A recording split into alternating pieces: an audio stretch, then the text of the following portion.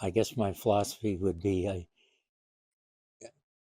there's a lot of needs out there, and when you see something that you feel is very needy and there are good people working on solving the problem, that tends to get me involved.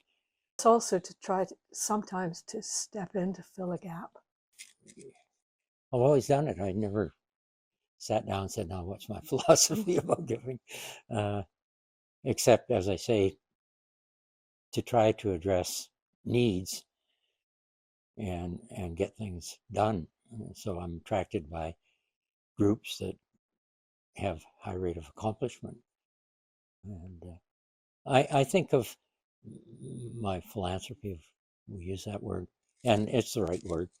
I think of it as an investment. It's one of the things that we felt good about here.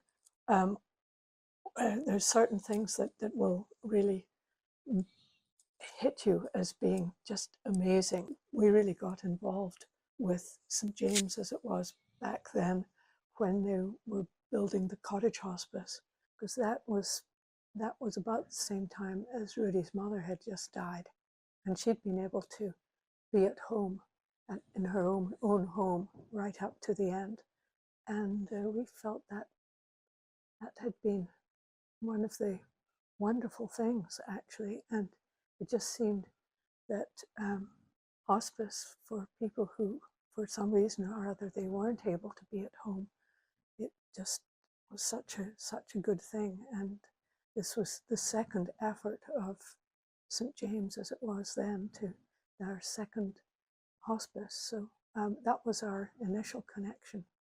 And there are many aspects to the Bloom Group, including helping people manage their money and so on, that people may not know much about, but just the fact that there's caring at a lot of different levels. When you come down to this part of town and you cross Main Street, or especially if you're on Hastings Street, it just grabs you. It's just, the needs are just so great. And I remember in this building when you were being taken around, when there was a mum who had about 4 children in this one small room, and you think, gosh, that's really tough, but at least it's shelter, and there's a warmth around here. That warmth is important. The fact this is kind of enclosed here, even though the pigeons are getting into that square, it makes it away from the street and all that's happening out there. But the needs are enormous. My grandfather, and I spent a lot of time with my grandparents after school, sort of thing, was very involved in local politics. He was the Reeve of Richmond in the 30s and 40s, and he was sort of a one-man social service system. I really respected him.